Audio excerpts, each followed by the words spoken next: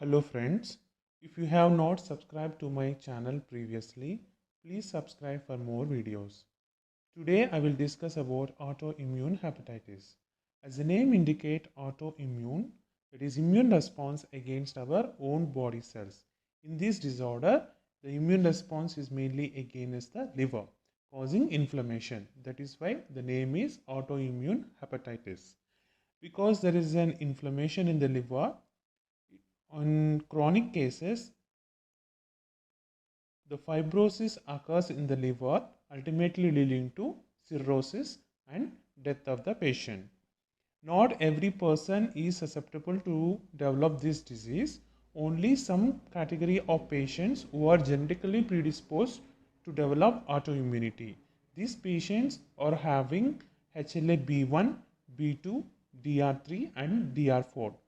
Patients who are having these HLA molecules are more prone to develop autoimmune hepatitis. Normally, this is the antigen presenting cell which is having class 2 MHC molecules, which is nothing but B1, B2, DR3 and DR4. So, for example, if you take this as a liver cell, usually the hepatocyte membrane contains a lot of antigens which are called liver self antigens. Usually our body will recognize these antigens as self antigens and there will be no immune reaction against them. But because of some environmental factors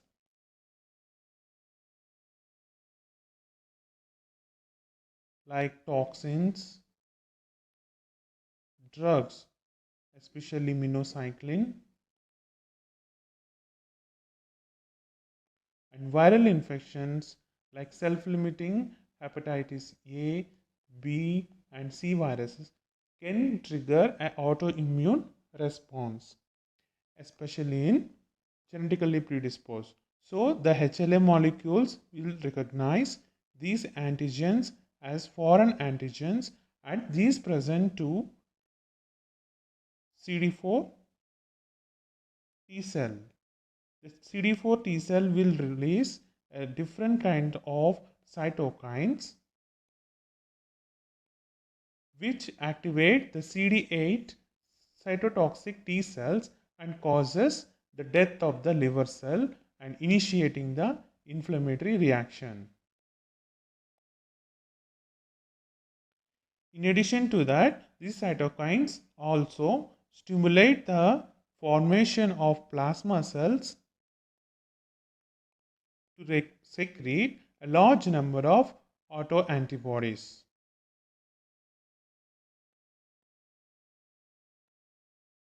These autoantibodies,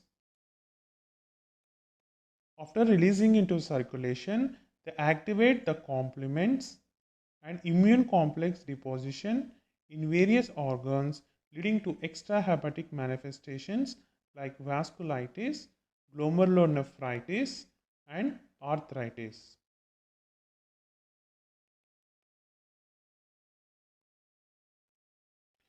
Autoimmune hepatitis is also called as lupus hepatitis because of presence of lupus symptoms in these patients, and also they identified the LE cell phenomena in these patients histology.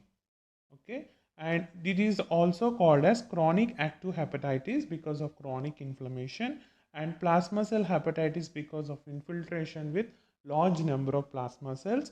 And as the etiology was not known clearly in the past, it was called as chronic hepatitis of unknown etiology, and it also called as chronic aggressive hepatitis.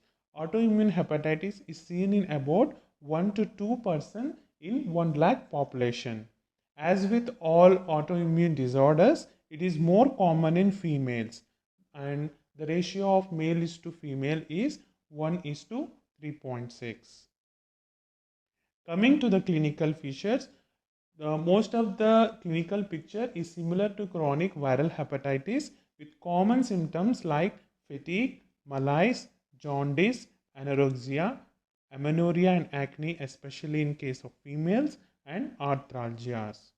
Fatigue is the most common symptom seen in about 80% of the patients, and malaise is the second one with 75% of incidence. And the patient can also present with extrahepatic manifestations, and which are relatively uncommon presentations. They are arthritis, maculopapular eruption due to cutaneous vasculitis,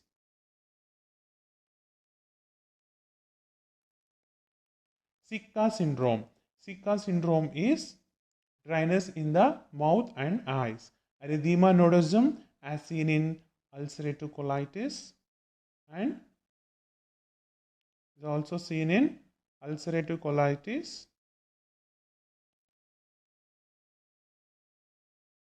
and sarcoidosis, tuberculosis and streptococcal infections. So the patients can also present with colitis, pleuritis, pericarditis, anemia and agitemia, though these are relatively uncommon presentation. Usually the patients are middle-aged females who present with fatigue or pruritus or malaise with jaundice, and about 25% of the patients are completely asymptomatic and are found to have elevated liver enzymes when they went to a hospital because of some other reason. Coming to the types of autoimmune hepatitis, there are predominantly two types, type 1 and type 2. Type 1 is classic form, which is seen in about 80% of patients, whereas type 2 is only seen in 20% of patients. Type 1 is common in Northern Europeans and North Americans, whereas type 2 is seen in Mediterranean population. Type 1 is common in young adult women, usually in 20 to 40 years age group, whereas in type 2 is common in children between 2 to 14 years of age. Characteristically, ANA is positive in type 1, especially of homogeneous type. There are many types of ANA like nucleolar ANA or homogeneous ANA and speckle pattern type of ANA, but the most common is a homogeneous type in case of type 1 autoimmune hepatitis, whereas in type 2 ANA is absent, and type 1 also have anti-smooth muscle antibody, anti-actin and anti-atypical PNCA, whereas these type of antibodies are absent in type 2. However, the type 2 has special antibodies called anti-LKM1 and anti-liver cytosol 1 antibodies. Okay, anti-LKM1 is also seen in hepatitis C. Remember, anti-LKM1 is also seen in chronic hepatitis C disease. Okay, and coming to the genetical predisposition, HLA-DR3, DR4 are characteristically positive in patients with type 1 autoimmune hepatitis, whereas it is HLA-DRB1 and DQB1 that is associated with type 2 autoimmune hepatitis. There is another type of autoimmune hepatitis, that is type 3 type of autoimmune hepatitis, which is now considered as a more severe form of type 1 autoimmune hepatitis rather than a separate entity. The characteristic feature of type 3 is both ANA and anti-LKM1 which is present in type 2, ANA which is present in type 1, both are absent. It has a special antibody called soluble liver antigen antibodies, or which is also called liver pancreas antigen. Coming to the liver biopsy, in patients with acute hepatitis, we can see lobular and centrilobular necrosis. Whereas in the chronic hepatitis, we see only piecemeal necrosis or interphase hepatitis. These are the lobules of liver. on histology, and the cells lining the limiting plates, these are the hepatocytes forming the limiting plates in between the portal triads. Okay, and when there is inflammatory cell infiltrate, it causes necrosis in this limiting plate, which is called as piecemeal necrosis or interface hepatitis. The liver also shows hepatocellular regeneration as evidence peroxide formation and pseudolobule formation. In autoimmune hepatitis, bile duct injury and granulomas are not seen, and if they are seen, we should consider other diagnoses like primary biliary cirrhosis. Coming to the treatment, there is an indication of treatment. What are the indications of treatment? Yes, it is incapacitating symptoms and relentless clinical progression of the disease is a predominant uh, absolute indication for treatment. Other things are if the serum ALT or AST increase or more than 10 times the upper limit of normal, we should go for immunosuppression. Similarly, if the AST or ALT is more than or equal to 5 to 10 times of upper limit of normal, along with serum globulins of more than or equal to 2 times of the normal, 2 times the normal, we should go for treatment. If the biopsy is also showing bridging necrosis or multilobular necrosis and liver biopsy, it is also an absolute indication for treatment. However, though interface hepatitis is characteristic feature of autoimmune hepatitis, presence of interface hepatitis is not an absolute indication, but rather a relative indication for the immunosuppression. So, what is the treatment? The mainstay of treatment is immunosuppression with glucocorticoids.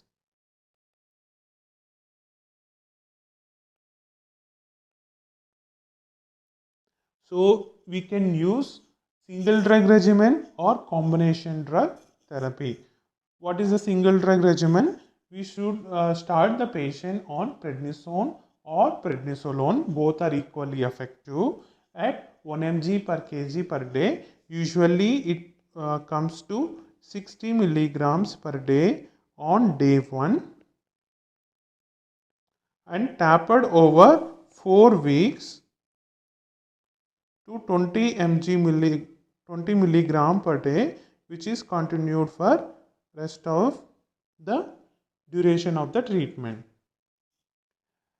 Coming to the combination drug therapy, the prednisone or prednisolone is started at half the dose of single drug regimen, that is 30 milligrams per day, and tapered over 4 weeks to a maintenance dose of just 10 mg per day, and azathioprine, which is started at 50 milligram per day is continued.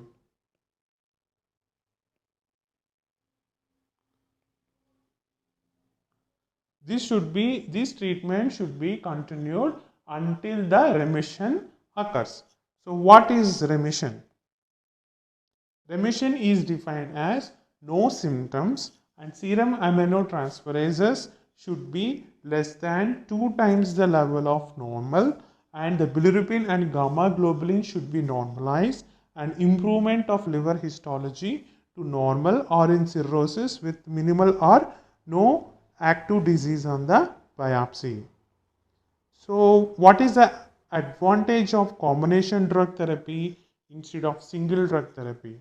The advantage is we can reduce the complications associated with long-term high-dose steroid. Instead of 20 milligram per day maintenance dose, we were able to reduce the dose to 10 mg per day, so that we can reduce a majority of the complications like osteoporosis, bone fractures, diabetes, hypertension, glaucoma, cataract. All these are the uh, side effects of over steroids. Okay, and therapeutic response can be expected in up to 80% of the patients with this regimen, and therapy should be continued for at least 12 to 18 months. 12 to 18 months. Relapse occurs in 20 to 100% of patients who enter remission. That means the relapse can occur very frequently. And finally, the liver transplantation is a mode of treatment, especially for patients who are having end stage liver disease with, that is, cirrhosis with liver failure. The 10-year survival rate after transplantation is 75%. Coming to the prognosis, the principal cause of death in autoimmune hepatitis patient is liver failure more than hepatocellular carcinoma. The risk of developing hepatocellular carcinoma is comparatively less when compared with chronic viral hepatitis. The 6 months mortality rate is almost 40% if left untreated. However, the 10-year survival rate if treated is about 80 to 98%, and it is 67% if left untreated. Patients with autoimmune hepatitis and cirrhosis should be screened for hepatocellular carcinoma every 6 months with the help of ultrasound. And patients should also be screened for GE viruses every 1 to 3 years with the help of upper GI endoscopy.